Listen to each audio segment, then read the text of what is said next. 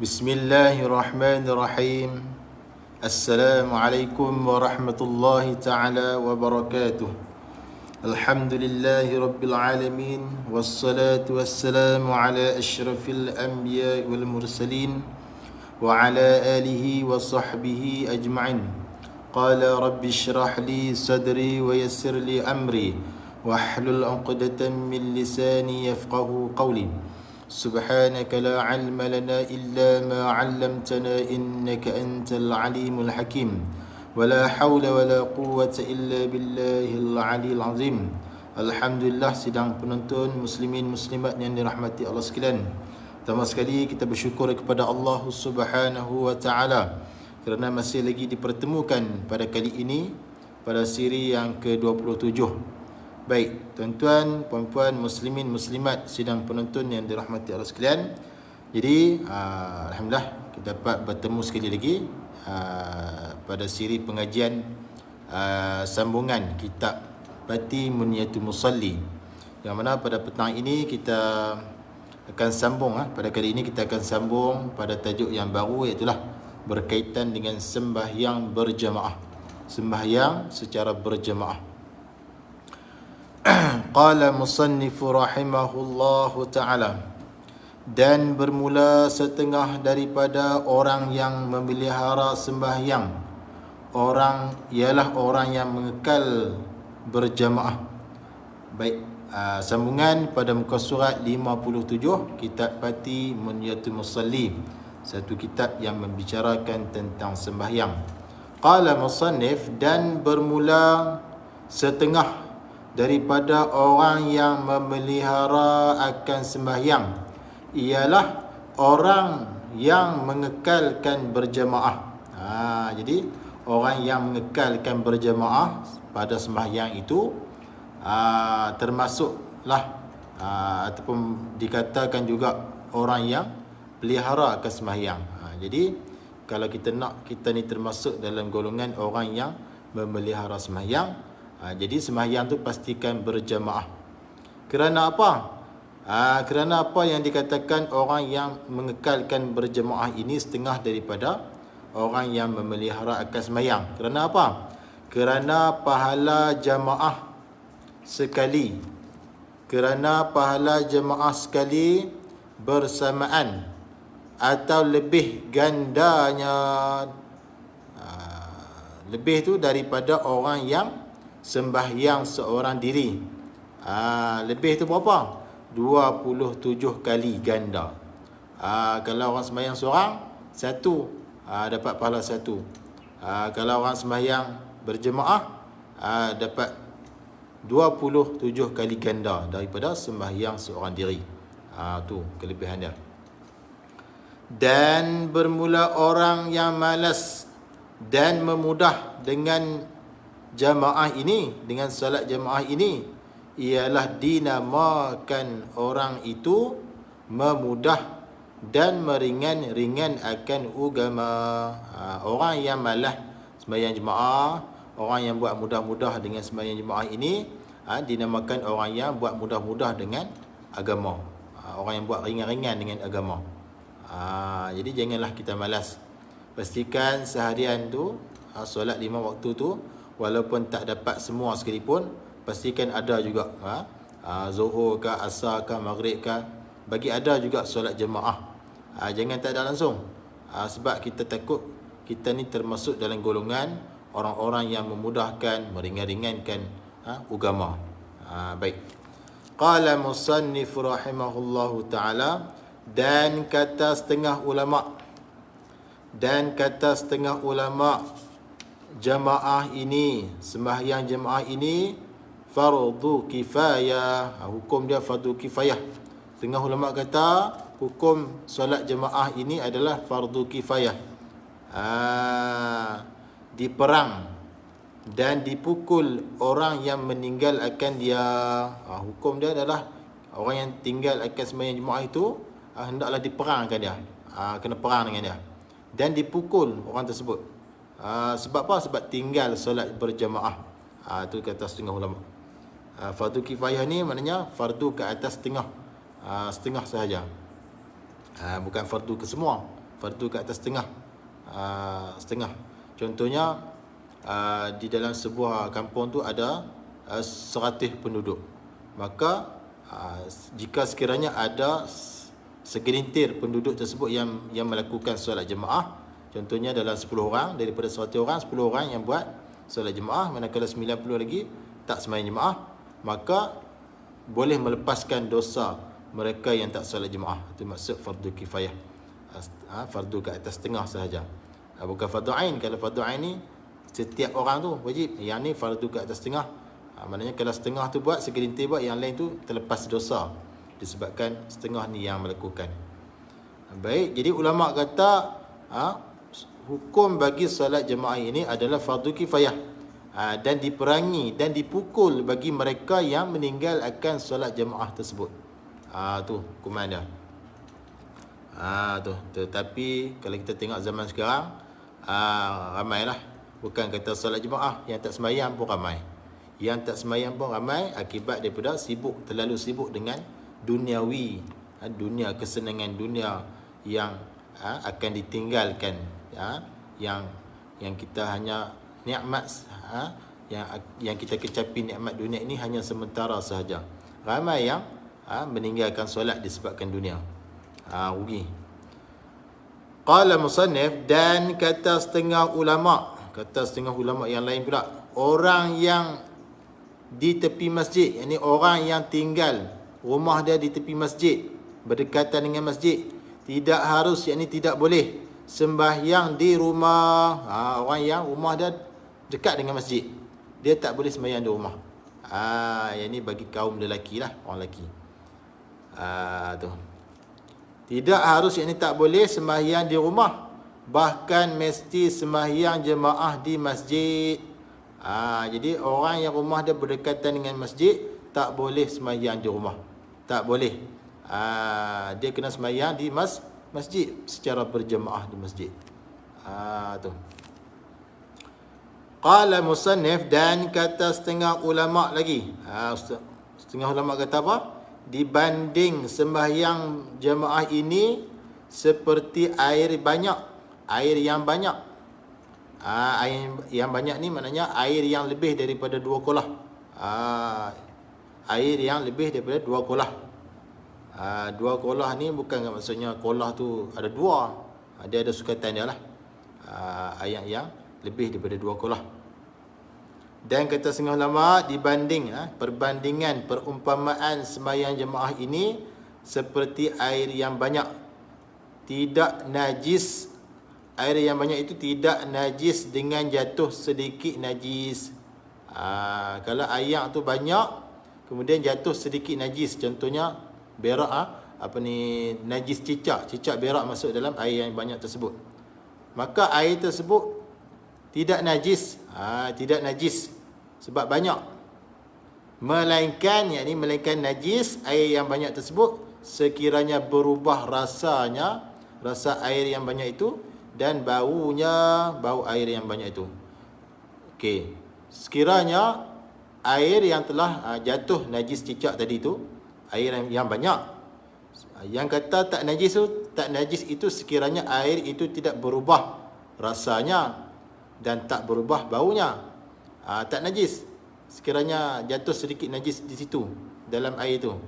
Tetapi kalau air tersebut berubah warnanya bertukar, rasanya dan baunya pun berubah, maka najis jugalah walaupun air itu banyak sekalipun.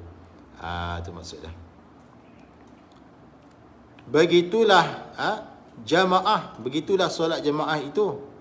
Maka sembahyang tidak kurang pahala dengan kurang kewajipannya.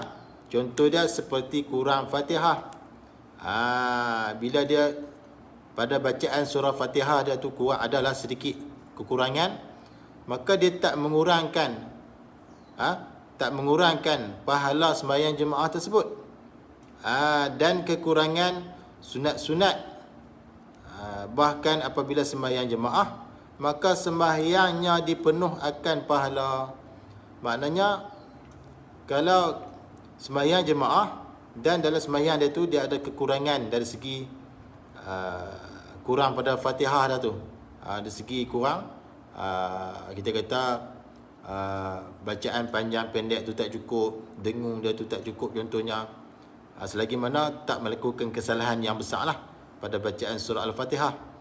Kalau melakukan kesalahan yang besar boleh membatalkan sembahyangnya. Contohnya kesalahan yang besar ini tukar huruf, tukar baris, tukar syaddah, ada syaddah tak baca, itu kesalahan besar, boleh merosakkan Fatihah, sekaligus boleh merosakkan sembahyang. Yang dikatakan di sini kekurangan dari segi panjang pendek dia tak cukup, dengung dia tu tak cukup, tu maksud dia. Maknanya bila kurang yang tu sedikit, dia tak menjejaskan pahala dah, sebab dia sembahyang jemaah. Dan kekurangan sunat-sunat, sunat-sunat dalam sembahyang tu, kalau dia buat tu ada kekurangan sedikit, taklah menjadi kurang sembahyang jemaahnya. Bahkan apabila sembahyang jemaah, maka sembahyangnya dipenuhkan pahala. Sembahyang jemaah ni pahala penuh. Melainkan pahala dia kurang, melainkan banyak kurangnya. Kalau banyak sangat kurang dia tu, maka pahala tu pun kuranglah sikit. Kalau kekurangan tu sedikit-sedikit saja, maka pahala dia tetap penuh. Tapi kalau kekurangan dia tu banyak sangat, maka tidak juga dimaaflah. Contohnya Fatihah tu, kita baca ihdinas sirah huruf sad, dia tukar sin, ihdinas sirah, tak dimaafkan. Bukan boleh membatalkan sembahyang dia disebabkan Fatihah dia salah. Sebab Fatihah tu rukun sembahyang. Pastikan kita baca Fatihah betul dalam sembahyang, kerana ia adalah rukun qauli, rukun yang bahasa perkataan. Kalau kesalahan kecil-kecil, kesalahan sikit-sikit tu tak menjejaskan pahala sembahyang jemaah. Bahkan sembahyang jemaah itu pahala dia penuh. Itu maksudnya. Bersalahan sembahyang seorang diri. Qala musannif, bersalahan sembahyang seorang diri apabila kurang kewajipannya, nescaya kurang pahalanya, bahkan terkadang batal sembahyangnya. Kalau sembahyang seorang diri dahlah pahala sikit, pahala satu. Kemudian sembahyang seorang, kemudian salah pula dari segi bacaan Fatihah, malah pahala dia lagi kurang. Dah lah sikit dah pahala, kurang lagi. Bahkan terkadang tu boleh membatalkan sembahyangnya. Jadi rugilah sembahyang seorang diri ni. Dah lah dapat pahala sikit, kena potong lagi disebabkan kekurangan pada kewajipannya. Seperti bacaan surah Fatihah kurang. Kalau salah, maka batal terus sembahyangnya. Tu. Jadi antara sembahyang seorang diri dengan sembahyang jemaah lah paling afdal, paling banyak pahala. Pahala tu banyak. Itu maksudnya. Dan lagi syaitan wasnya kuat di atas orang yang sembahyang seorang diri. Kalau sembahyang seorang diri pula, syaitan akan ganggu, lebih kuat lah. Dia jadi was-was. Tadi aku baca Fatihah ke tak lagi, aku baca ke tak lagi. Dia jadi was-was. Was-was sebab apa? Sembahyang seorang diri ni, syaitan mudah nak kacau. Mudah nak kacau. Dan tiada kuat di atas orang yang berjemaah sembahyangnya. Kalau sembahyang jemaah, syaitan nak ganggu tu dia tak kuat sangat. Ada juga syaitan ketika berjemaah pun, tapi tak kuat sangat daripada orang yang sembahyang seorang diri. Syaitan lebih kuat ganggu dah seorang diri. Kalau sembahyang jemaah ni, syaitan tu ada, semua tak kuat sangat. Dia tak boleh nak ni sangat. Dia tak boleh nak kacau sangat. Dia kacau juga tapi taklah kuat sangat gangguan dia tu. Kalau sembahyang seorang diri, gangguan dia akan lebih kuat daripada syaitan tu. Was-was dan sebagainya. Qala musannif rahimahullahu ta'ala, hai orang yang menuntut akan kehidupan dunia. Ni Tuan musannif kata, hai orang yang menuntut akan kehidupan dunia, tidak engkau sedar menanggung penat dan payah, berjaga malam dan berpanas sehari, manakala dapat sedikit laba. Orang yang menuntut keduniaan, menuntut dunia, duk kerja siang malam pagi petang, tak sedarkah kamu tu menanggung penat dan kepayahan duk jaga malam, hak kerja malam tu jaga malam, dah berpanas sehari tu duk kerja, duk berpanas-panas seharian, manakala dapat sedikit laba, dapat sangat sedikit keuntungan, atau wang, dapat keuntungan sedikit ataupun wang tu sedikit, hingga engkau buat mudah-mudah perkara yang payah,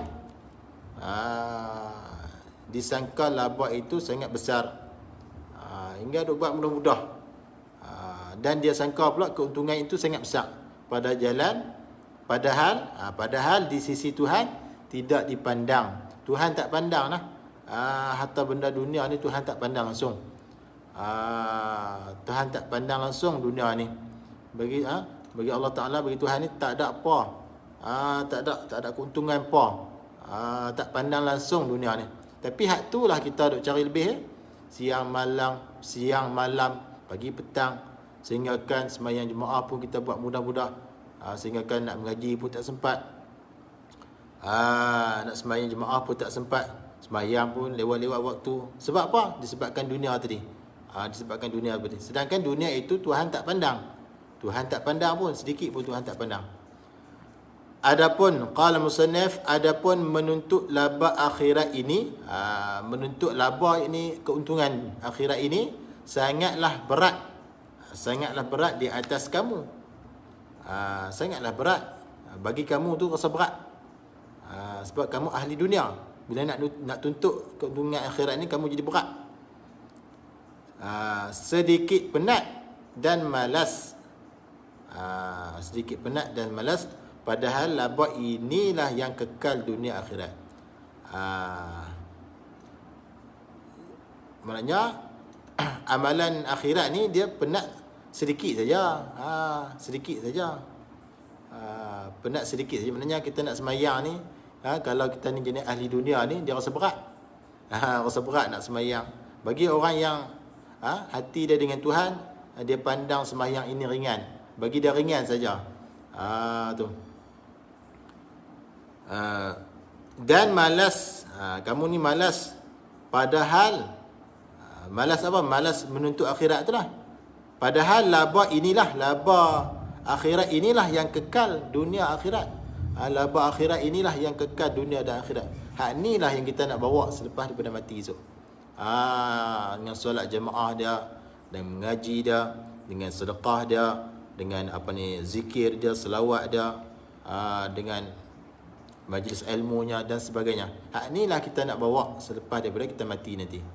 Yang kita duk cari tu, siang malam, pagi petang, hak tu semua kita akan tinggal. Walaupun kita atas dunia ni hebat setara manapun, kaya setara manapun, semua tu kita akan tinggal. Yang kita akan bawa laba akhirat. Jadi sebab itulah kita kena pulun hala ke akhirat ni, pulun. Dunia tu kita buat sikit-sikit sudahlah, pada-pada sudahlah. Jangan terlajak sangat. Bukan tak bagi cari, boleh, tapi berpada-pada. Sebab yang kekal hingga ke akhirat adalah amalan kita. Kita nak bawa amalan kita tu. Qala musannif, dan sesiapa memudah pekerjaan jemaah ini, siapa-siapalah, tak kira siapa pun, pangkat apa pun sekalipun, kalau dia buat mudah-mudah dengan sembahyang jemaah ini, nescaya Allah bilang, Allah golongkan dia tu dalam golongan orang itu setengah daripada orang yang munafik. Kalau orang yang duk buat mudah-mudah dengan sembahyang jemaah ini, maka dia tu Allah Ta'ala golongkan dalam golongan orang-orang munafik. Seperti mana Allah Ta'ala kata dalam Quran, innal munafiqina fi darkil asfali minan nar. Sesungguhnya orang sekalian orang yang munafik ini, Allah Ta'ala tempatkan dia tu di dalam neraka, pantat neraka, bawah sekali, pantat neraka. Jadi nak abang kata, siksaan bagi orang yang munafik ini sangat berat, sangat pedih. Duduk di pantat neraka, di dasar neraka. Tu na'udzubillahi min zalik. Jadi janganlah kita mempermudah-mudahkan solat berjamaah, khususnya mereka yang berdekatan dengan masjid.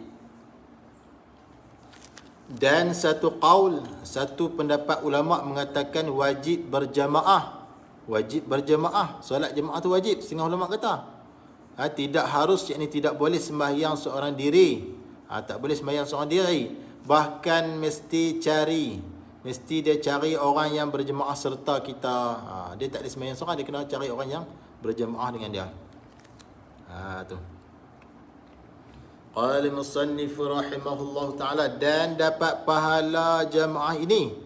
Dapat pahala jemaah ini dengan satu imam dan satu makmum. Satu tu seorang lah maknanya. Maknanya terhasilnya pahala jemaah itu dengan adanya seorang imam dan seorang makmum. Kalau dengan anak isteri khadam sekalipun, terhasil juga pahala jemaah. Maknanya nak dapat pahala jemaah ni, dia kena ada imam seorang, makmum seorang. Tak kira lah makmum itu suami isteri ataupun sebagainya. Kena ada imam seorang, makmum seorang. Maka terhasillah pahala jemaah tersebut. Itu maksudnya. Qala musannif, kalau kita di rumah, kalau kita duduk di rumah, tak dapat nak hadir ke masjid disebabkan tertentulah, hujan lebat ke atau sebagainya, hendaklah kita panggil anak isteri kita. Kalau kita duduk di rumah, nak sembahyang di rumah, maka kita panggillah anak isteri kita. Panggil sebab apa? Nak berjemaah, supaya berjemaah sembahyang dengan kita. Jangan biar sembahyang seorang-seorang. Sembahyanglah berjemaah serta kita. Janganlah kita berasing-asing pada sembahyang kita. Janganlah duduk sembahyang asing-asing. Sembahyanglah berjemaah. Sebab apa? Kerana inilah sangat rugi. Kerana inilah sembahyang asing-asing tu sangat rugi. Sangat rugilah bagi kita, sangat rugi bagi kita, serta dibilang akan kita orang yang memudah pada agama. Orang yang sembahyang seorang diri ni, orang yang sembahyang seorang diri ni dikira sebagai orang yang memudah-mudahkan pada agama, dan pula rugilah. Sembahyang seorang diri ni pahala dia sikit, manakala sembahyang jemaah ni pahala dia banyak. Qala musannif, dan banyak jemaah itu terlebih afdal, terlebih banyak pahala daripada sedikit. Maknanya orang yang sembahyang jemaah tu, kalau dia banyak, lebih banyak pahala, lebih afdal, lebih banyak pahala daripada sembahyang jemaah tu orang sikit.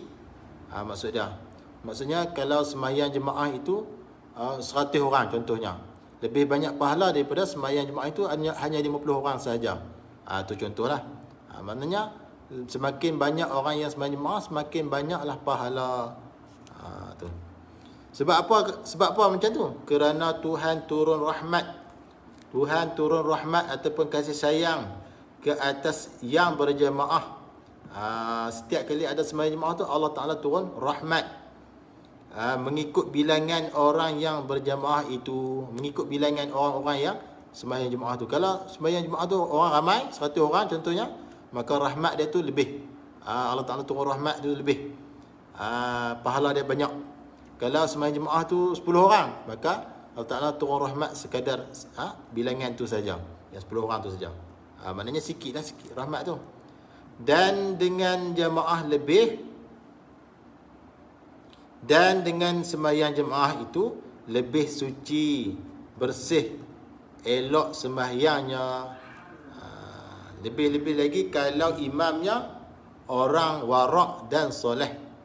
Sebab itulah nak lantik orang imam ni, kena orang seeloknya orang yang warak. Orang warak ni orang yang meninggalkan perkara-perkara yang syubhah. Warak. Bukan warak tu yang nampak selekeh, yang nampak tunduk senyap tu, bukan itu. Orang yang warak ni orang yang meninggalkan perkara-perkara yang syubhah. Perkara syubhah ni perkara yang kesamaran, perkara yang tak nyata halal, tak nyata haram. Tu kalau syubhah, dia tinggalkan benda tu, dia tu dipanggil warak. Dan soleh. Jadi nak lantik imam ni, lantiklah orang yang warak dan orang yang soleh. Soleh ni maknanya orang yang melakukan amalan-amalan yang wajib dan yang sunat-sunat. Tu dipanggil orang yang soleh. Jadi lantiklah orang tersebut jadi imam. Maka sembahyang jemaah itu lebih suci, lebih elok. Baik, qala musannif rahimahullah taala, dan pada hadis Nabi sallallahu alaihi wasallam, maksudnya tiap-tiap langkah orang yang datang berjemaah ditulis padanya balasan yang besar. Ada satu hadis Nabi sallallahu alaihi wasallam, maksudnya setiap langkah tu, orang yang pergi sembahyang jemaah tu, setiap langkah dia tu akan ditulis padanya balasan yang besar. Sebab tu setengah orang dia suka pergi berjalan kaki lah. Sebab dia kira tapak tu. Satu tapak. Sebab itulah. Dia nak kebajikan yang besar, pahala yang besar, dia berjalan lah. Sebab tu Nabi SAW suka berjalan. Sebab kelebihan dia besar daripada kalau zaman kita ni jalan kaki tu nampak letih lah jalan kaki kan, tapi pahala jalan kaki dengan naik motor ataupun kereta tu, pahala jalan kaki tu lebih besar. Dia kira tapak.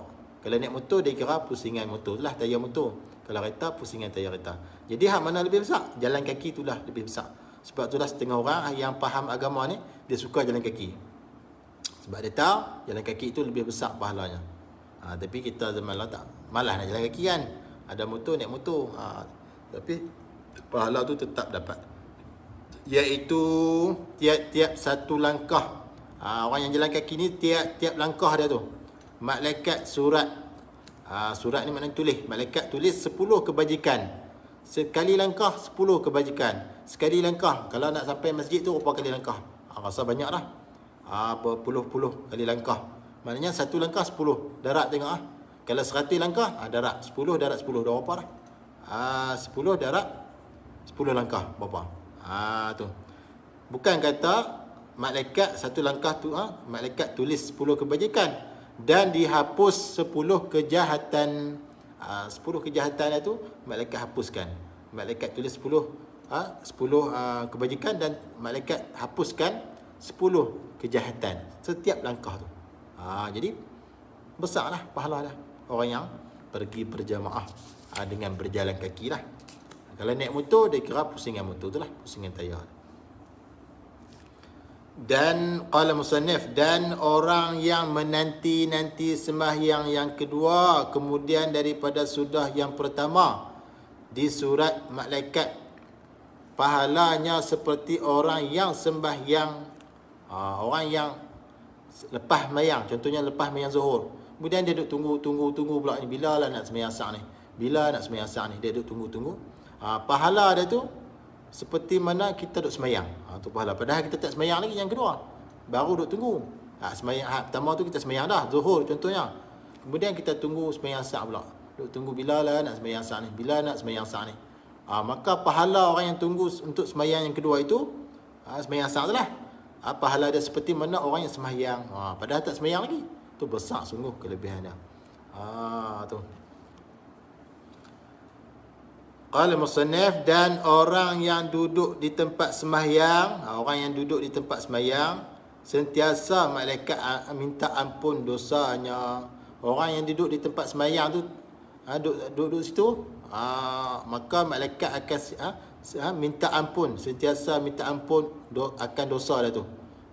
Minta ampun kepada Allah supaya Allah ampunkan dosa dia sehingga berhadas. Maknanya selagi mana dia berwuduk lah. Kalau dia kentut, dia berhadas kecil, maka tak lah. Maknanya malaikat minta ampun tu selagi mana dia berwuduk lah, selagi mana dia ada wuduk. Dia duduk di tempat tu lah, tempat semayang dia tu. Selagi mana dia ada wuduk, maka selagi itulah malaikat sentiasa minta ampun untuk dosa dia tu, untuk Allah Ta'ala ampun dosa dia. Tu kelebihannya. Dan bercakap dengan perkataan yang tak ada kebajikan. Maknanya selagi mana dia tak bercakap dengan perkataan yang tak ada kebajikan lah.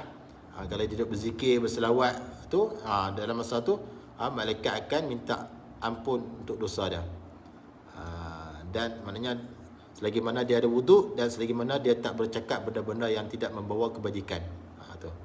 Kalau dia bercakap benda yang tak ada kebajikan, tak ada lah doa malaikat. Qala musannifu rahimahullahu ta'ala, dan setengah daripada sangat baik pada jamaah, pada solat jamaah itu ialah rebut, dan bermula setengah daripada yang sangat baik pada sembahyang jamaah itu ialah rebut duduk pada saf yang pertama dan memenuhkan saf-saf dan menyamakan dia saf. Sebab apa? Kerana sangat besar kelebihannya. Jadi kalau kita sembahyang tu berjemaah tu, saf yang pertama tu kita kena berebut. Kita kena rebut saf barisan yang pertama. Saf tu maksudnya barisan. Kena rebut yang tu dulu kerana besar sangat pahala dah. Kemudian kita kena penuhkan saf. Kemudian kita kena sama akan tumit kita, sama akan soft, rapat-rapat dan sama akan tumit. Sebab apa? Kerana sangat besar pahalanya. Tapi kita kalau hak akhirat ni kita dahulukan orang lain. Kalau hak bab dunia ni kita nak dulu. Macam tak boleh lah, tak kena lah. Patutnya hak akhirat tu kita kena rebut. Kita fastabiqul khairat. Berlumba-lumbalah pada kebajikan tu. Jadi bila sembahyang jemaah kita kena rebut duduk saf yang pertama. Dan kita kena penuhkan saf, kena samakan dia saf. Kena tumit kaki kita tu kena sama dengan saf tu. Ada garisan tu kena bagi sama.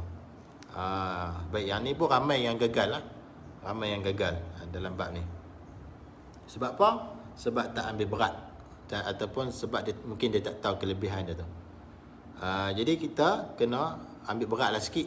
Sebab dia ada banyak kelebihan, besar kelebihannya. Qala musannifu rahimahullahu ta'ala, dan sangat dituntut berjamaah ialah jamaah Jumaat. Dalam agama yang berjamaah yang sangat dituntut adalah jamaah pada solat Jumaat.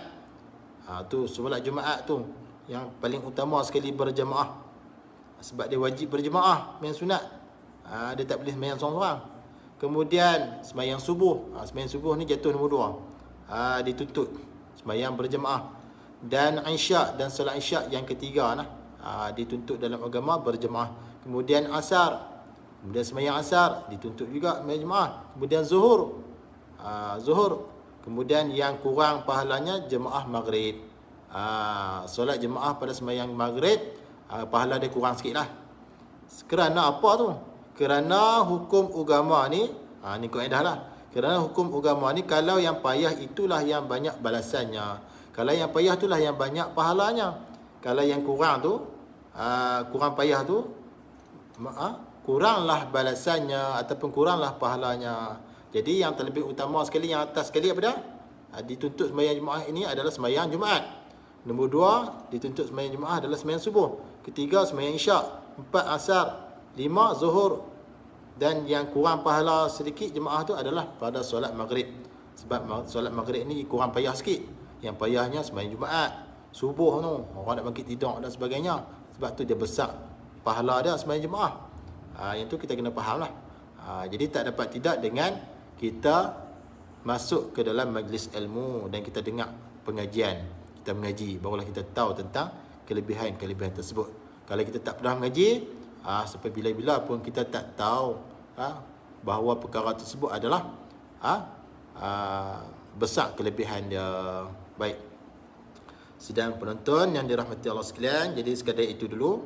Mudah-mudahan apa yang telah saya kongsikan, saya share pada kali ini, pada siri yang ke-27 ini, mudah-mudahan para penonton sekalian dapat faham dan dapat amalkan dalam kehidupan seharian. Mudah-mudahan kita semua mendapat keridaan Allah Subhanahu wa taala, dan kita ni Allah Ta'ala masukkan kita semua ke dalam syurga Firdaus bersama dengan Rasul Nabi Muhammad sallallahu alaihi wasallam, insya-Allah.